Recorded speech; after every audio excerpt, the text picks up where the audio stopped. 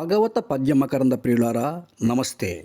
భక్త పాలనా పరాయణుడైన శ్రీ మహావిష్ణువు గజరాజు మొరవిని గజేంద్రుని రక్షించడమే పనిగా నిర్ణయించుకొని వేగిరపాటుతో బయలుదేరినప్పుడు తన వెంటన్ సిరి లచ్చి వెంట నవరాధవ్రాతము దాని వెల్కను పక్షీంద్రుడు వాని పొంతను ధను కౌమోదికి శంఖచక్రనికాయంబును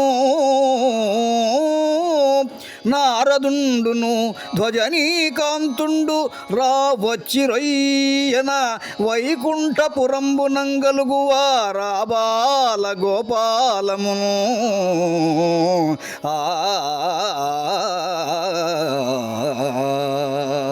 అలా ఆతృతగా స్వామి బయలుదేరగానే స్వామి వెంట లక్ష్మీదేవి, ఆమె వెంట అంతఃపుర స్త్రీలు, వారి వెంట గరుత్మంతుడు, వారిని అనుసరించి శంఖ చక్ర గదాదులు, వారి వెంట నారద మహర్షి, ఆ వెంట విక్షక్సేనుడు రాగా వైకుంఠంలోని అందరూ వారి వెంట బయలుదేరారు.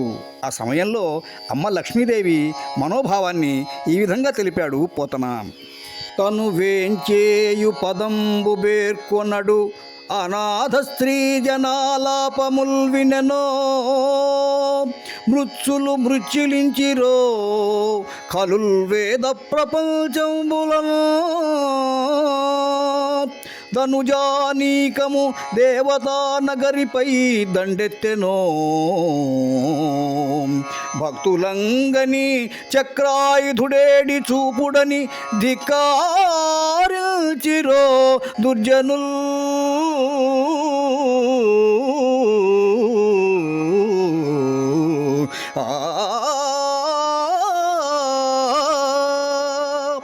ఏమిటిది?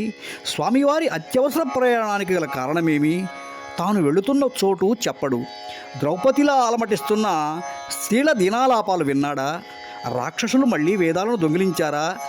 అసురులు అమరావతిపై దండెత్తారా?